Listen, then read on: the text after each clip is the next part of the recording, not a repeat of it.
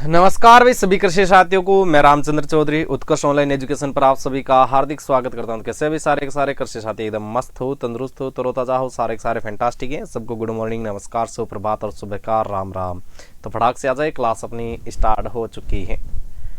जल्दी जल्दी आ जाओ भाई, फिर करा क्लास शुरू। नमस्कार बेटा, नमस्कार, राधे राधे, राम राम, गुड मॉर्निंग। चलो करा हाथ शुरू क्लास अपने।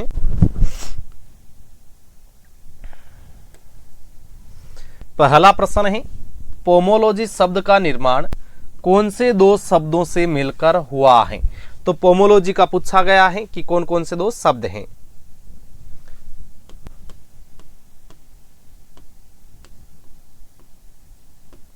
तो सबसे पहले तो ध्यान रखना है कि ये लैटिन प्लस ग्रीक भाषा का शब्द है।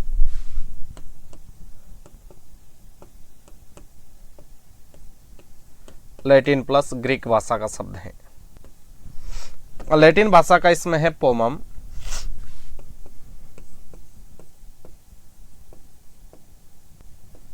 ग्रीक भाषा का इसमें लॉजी।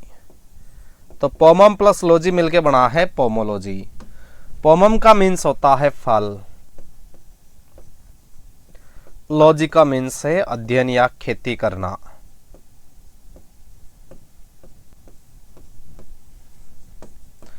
तो उद्यान विज्ञान की वह शाखा जिसके अंतर्गत फलों की खेती का अध्ययन किया जाता है पोमोलॉजी कहलाती है। उद्यान विज्ञान की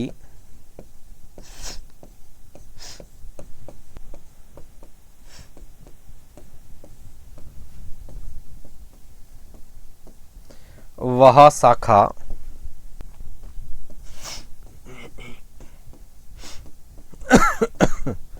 जिसके अंतर्गत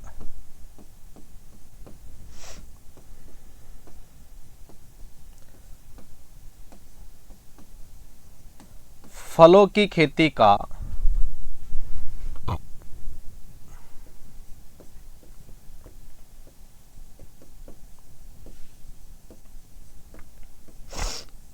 अध्ययन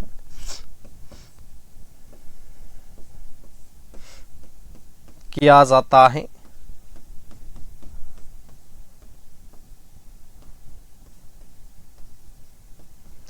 पोमोलॉजी कहलाता है।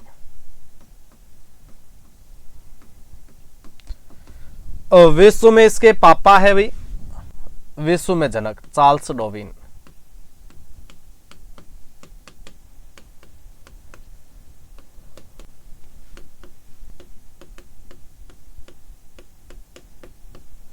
भारत में है चड्ढा साहब।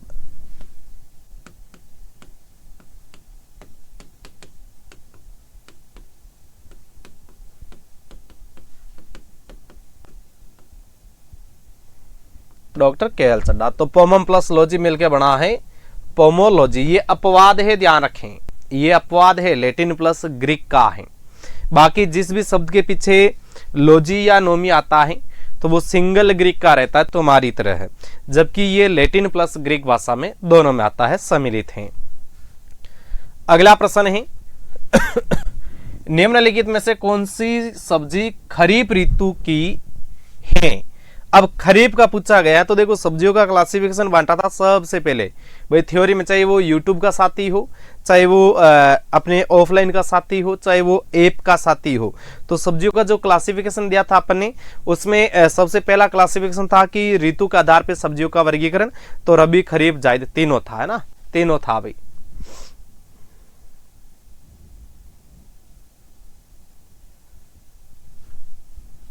अरे तो हम तो आपके साथ ही खड़े, ये बताओ थाने के कंदो लगानो है तो बता दो, मैं थाने कंदो दे रही यहाँ खड़ो कर दू साथे। अब तो यहाँ चाहो मेरी मुंडी काट तान दे दो तो बा फिर पॉसिबल को नहीं। तो इसमें पूछा है कि खरीफ की है, खरीफ सीजन का पूछा गया कि भाई खरीफ सीजन की कौन सी है। तो देखो मटर आती है रबी में, फूलगोभी आती है रबी में, गाजर भी आती है रबी में, जबकि ध्यान रहे भिंडी आती है खरीफ की। मुख्य रूप से ये खरीफ की मानी जाती है। अब यहां आपके ऋतु के तो मुख्य परीक्षाओं में प्रश्न नहीं आएंगे, खरीफ ऋतु, जायद ऋतु, रबी ऋतु, इससे प्रश्न नहीं आते हैं। आपके जो मुख्य परीक्षा में प्रश्न आता है वो आता है इसमें परागण से, पोलिनेशन से। पॉलिनेशन से प्रश्न आता है कि कौन सी सब्जी है जिसमें ऑफ्टन क्रॉस पॉलिनेशन पाया जाता है, या जिसे अपन कह सकते हैं बहुधा पर परागण पाया जाता है।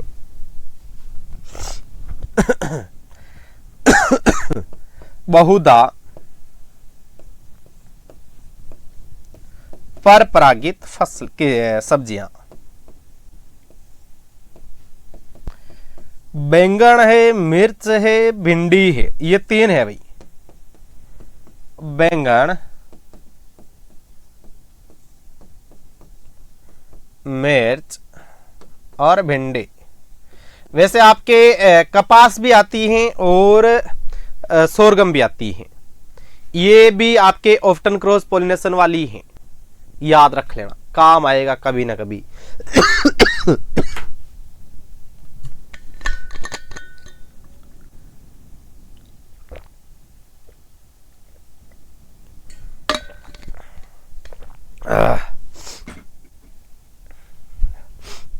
अगला प्रश्न देखते हैं, करेले में कड़वापन किस तत्व के कारण पाया जाता है?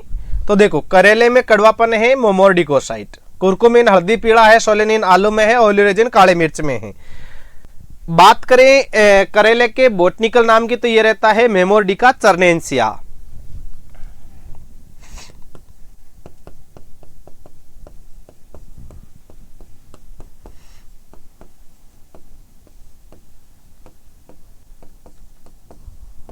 मेमोर्डिका चर्नेंसिया। करेले के जूस का प्रयोग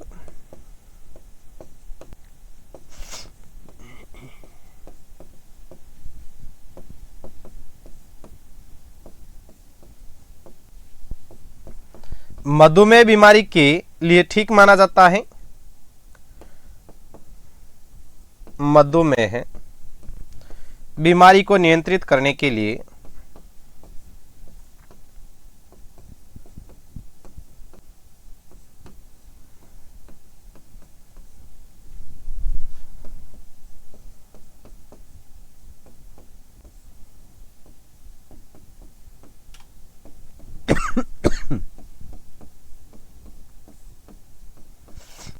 अच्छा माना जाता है। इसकी सीड रेट अगर देखा जाए तो 4 से 5 किलोग्राम तक रहती है। इसमें गुणसूत्र पाए जाते हैं 2 और 20 है ना सर? कितने दिनों में कर दोगे एमसीक्यू के पूरे? फरवरी में होला पूरा?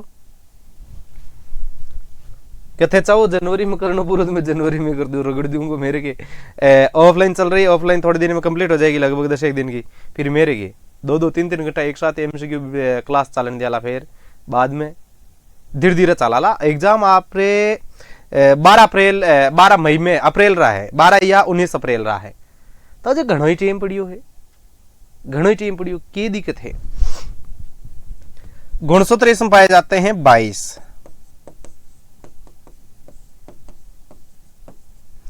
सीड रेट की अगर बात की जाए, मैं सीधा एसआर लिख रहा हूं, ठीक है? यहां श्री रामचंद्र मत समझ लेना, एसआर का मतलब है सीड रेट। एसआर का मतलब है सीधा सा सीड रेट, है ना? सीड रेट से है। अगला प्रश्न देखते हैं।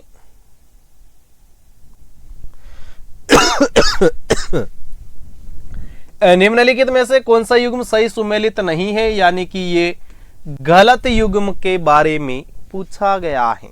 गलत युग्म के बारे में पूछा गया है। पेनिकल है आम, अंगूर, लीची, ठीक है, ये तो सही है। गलत का पूछा है। सोलेंट्री है, सिट्रस आ गया, सही है। स्पेडिक्स है, केला आ गया, सही है। हाइपेथोडियम बेर का नहीं है, बेर, चेरी, माल्टा नहीं। ये डी आंसर इसका सही रहने वाला है। अगला प्रश्न है, निम्न में से वृद्धि बढ़ाने वाले हार्मोन हैं। देखो, पादप हार्मोन क्या रहते हैं? ये कार्बनिक पदार्थ रहते हैं। ये पौधों को जाइलम से प्राप्त होते हैं या फ्लोएम से प्राप्त होते हैं? पादप हार्मोन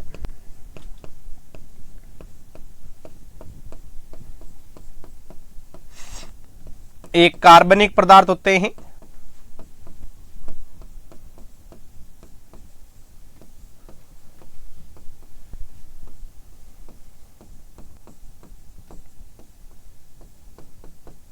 जो पौधों को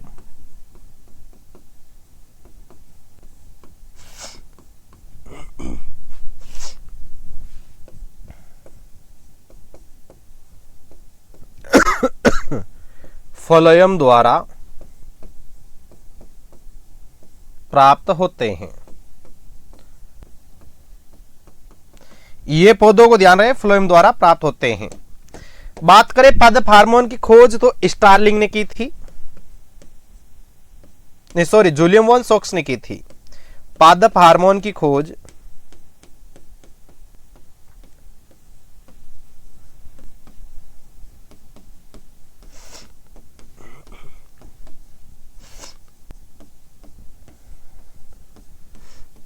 जुलियम वॉन सॉक्स ने की थी।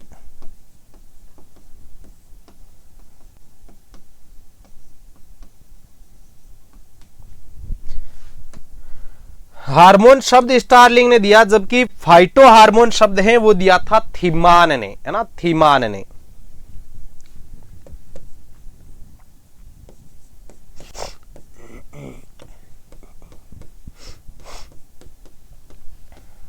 पादप हार्मोन शब्द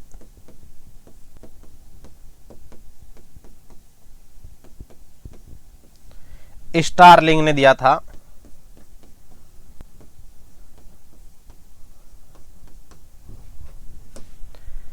फाइटो या प्राकृतिक हार्मोन शब्द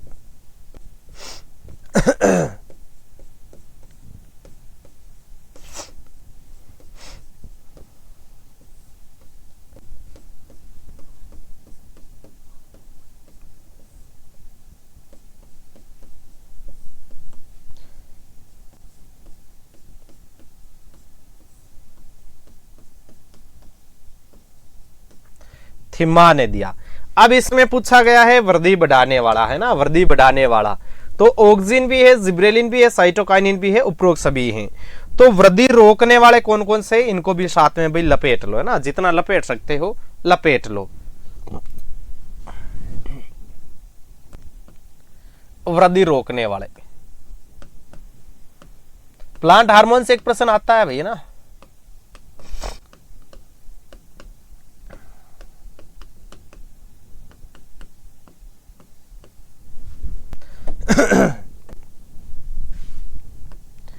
एब्सिसिक अम्ल,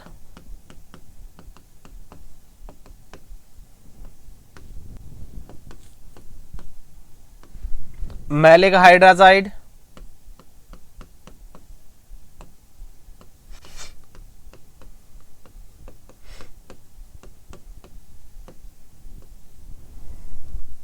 इथाइलिन,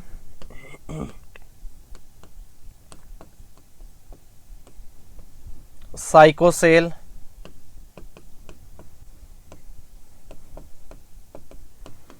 और पेक्लोब्यूटाजोल। वैसे पेक्लोब्यूटाजोल आम में पढ़ना है या नहीं पढ़ना है ना, ये है भाई इसमें आपके वृद्धि रोकने वाले, वृद्धि रोकने वाले। Good morning Sunil. अगला प्रश्न देखते हैं। जब एक ही पौधे पर नर व मादा फूल अलग अलग स्थान पर उत्पन्न होते हैं कहलाते हैं। देखो एक ही पौधा है, इस पर नर मादा फूल आ रहे हैं सिंगल पौधे पे। अब जब सिंगल पौधे पे आएंगे तो आपको बता रखा है कि इनको अंग्रेजी में याद रखे, हिंदी में याद रखोगे तो ये मामला गड़बड़ करवाएगा। सीधा सा फंडा है इसका, हिंदी इसकी याद रखनी, थोड़ी थोड़ी अंग्रेजी भी याद रखा करो। तो एक होता है, ठीक है, मोनो के लिए क्या शब्द आता है, काम एक। भाई मोनो के लिए शब्द क्या आ रहा है, एक। यहां दूसरा विकल्प, यहां आपके इधर ये अंग्रेजी में साथ में गलत दे दिया भाई, इधर टाइप ये गलत हो गया साथ में।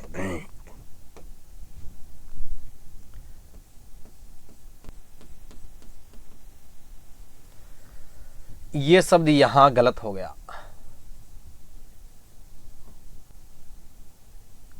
भाई, गलत टाइप हो गया। टाइपिंग वाले भैया कोई सुपरवाइजर की तैयारी थोड़ी कर रहे हैं, टाइपिंग वाले भैया सुपरवाइजर की तैयारी थोड़ी कर रहे हैं। अरे देवताओं थोड़ी अक्ल रखो।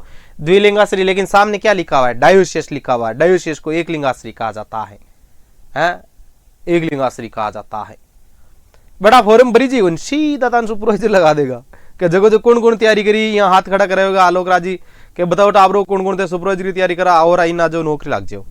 फॉर्म भरे जाएंगे तब तेल का मचेगा, सबके पास सूचना आ जाएगी। ठीक है, तो एक है तो मोनो, इसका बता रखा ना, हिंदी में ये अपोजिट में है। इंग्लिश में मोनो का मतलब एक है, लेकिन हिंदी में यहाँ द्विलिंगाश्री आएगा। डायोसियस है, लेकिन डायो का मतलब दो रहता है, लेकिन उधर एक लिंगाश्री शब्द आता है। तो ध्यान रहे, द्विलिंगाश्री या मोनोसियस दोनों इसे कहा जाता है, जबकि डायोसियस रहता है नर मादा फूल अलग अलग पौधे पर।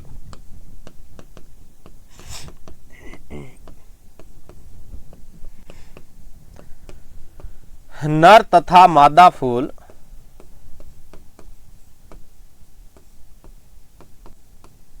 दो अलग अलग, राम राम गुरु जी, दो अलग अलग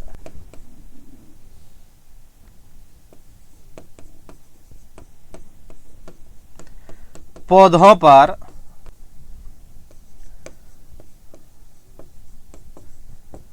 उपस्थित होते हैं। अब बोल है ना, अब बोल। डाइकोगेमी का मतलब है कि नर और मादा फूलों के जो नर और मादा भाग हैं, इसके परिपक्वन के समय में जो पाया जाने वाला अंतराल है उसे डाइकोगेमी के नाम से जाना जाता है। अब बोल। अगला प्रश्न है, निम्नलिखित में से कौन सा दिवस निष्प्रभावी पादप नहीं है?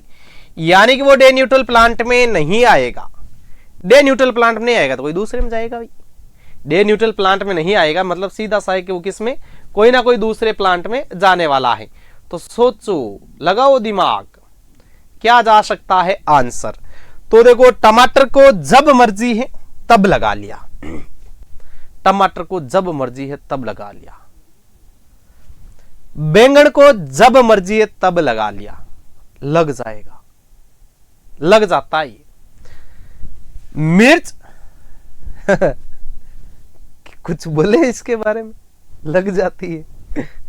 फूल गोभी है, ये ध्यान रहे, यह मुख्यतः यह लोंगडे प्लांट हैं।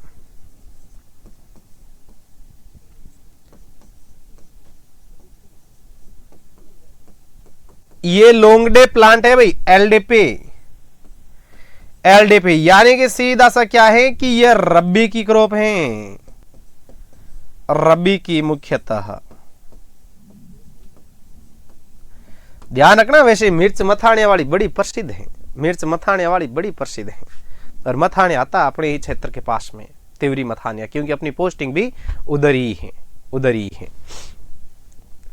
और एक मथानिया से याद रखना, राजस्थान का प्रथम मसाला पार्क है, वो भी रामपुरा भाटियान, तहसील तिवरी, जिला जोधपुर में है, रामपुरा भाटियान में है।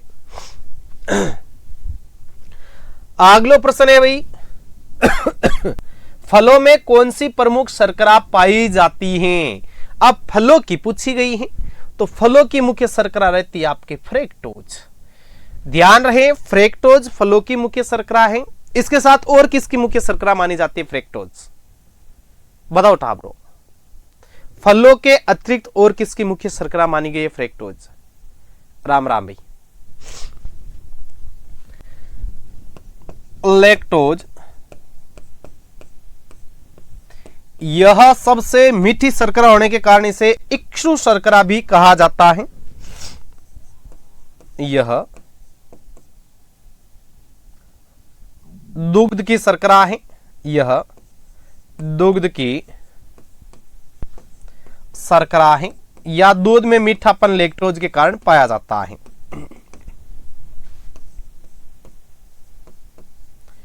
दूध में मीठापन,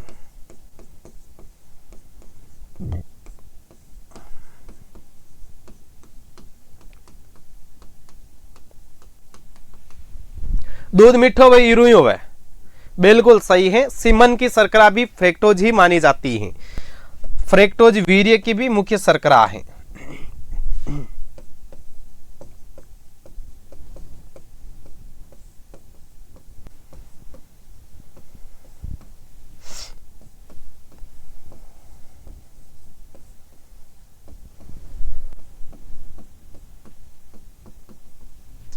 अगला प्रश्न देखते हैं, निम्नलिखित में से कौन सी दो सब्जियां ट्यूबर श्रेणी में आती हैं? अब ट्यूबर का पूछा गया, ये भी सब्जियों का जब क्लासिफिकेशन करवाया था तो उस टाइम आपको करवाया था कि ट्यूबर की श्रेणी में कौन कौन सी आती हैं।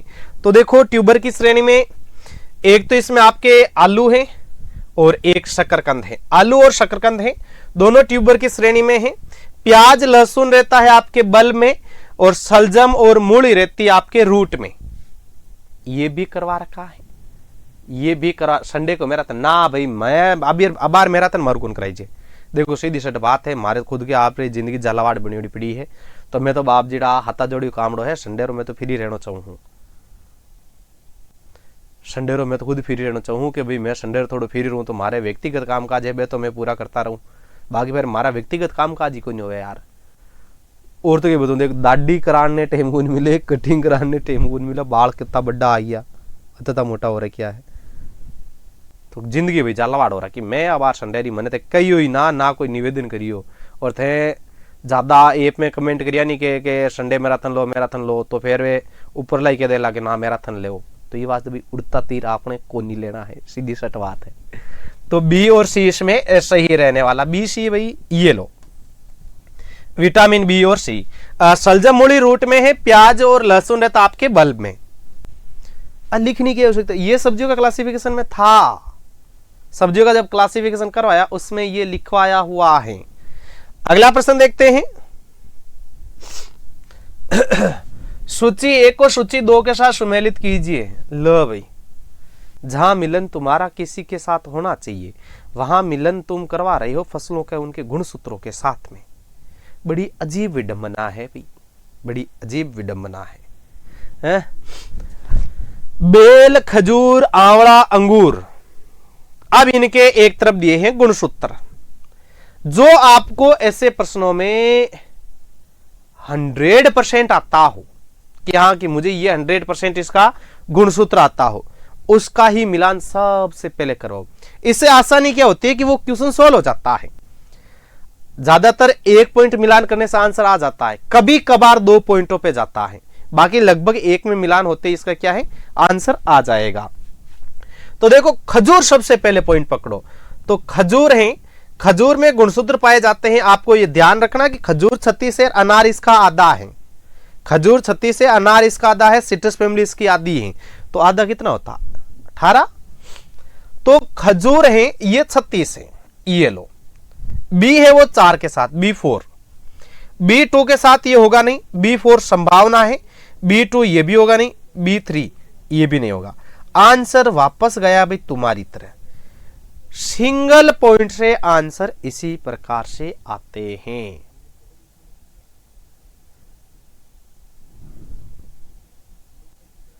किसको नॉर्मल हॉर्टिकल्चर पढ़ाई अभी तक? अरे एप में तो लगभग हो ही गया, ऑफलाइन भी मेरा लगभग हो गया। राकेश कहां से, जोधपुर बेस से है कि जयपुर बेस से है? ए मार पढ़ाई को नहीं आने लग रही है कि सवाल थाने टाबरो बताइयो एक ए मेरे पढ़ाई को नहीं आने लग रही है कि थाने सवाल। अरे ना आ रहा तो बताओ, मैं पाछो चेंज करूंगी। मेरा पढ़ाई लगभग 95% तक कवरअप होगा, 100% मेरा कभी हो ही नहीं सकता। तो देखो अब इसमें और मिलान करवा लो। बेल में रहते हैं इसमें 18, आंवला है, आंवला में आपके गुणसूत्र पाए जाते हैं इसमें 28, और अंगूर में रहते हैं 40। बराबर पढ़ा है ऐसा। अच्छा B4 जयपुर से है भाई। मेरे तो यहाँ जोधपुर में तो लगभग पूरा कोर्स हो गया, लगभग जोधपुर में हो गया। तो टाबरो आज तो ही पढ़ा ला यार, मैंने ड्यूटी जाना है। थोड़ा समझो, मेरे काल है क्लस्टर की मीटिंग, तो क्लास के 10 मिनट की और बचे, 15 मिनट की और बचे, पर मैं सोचू 15 मिनट में चाड़ी फिर आगे निकल जाऊंगा।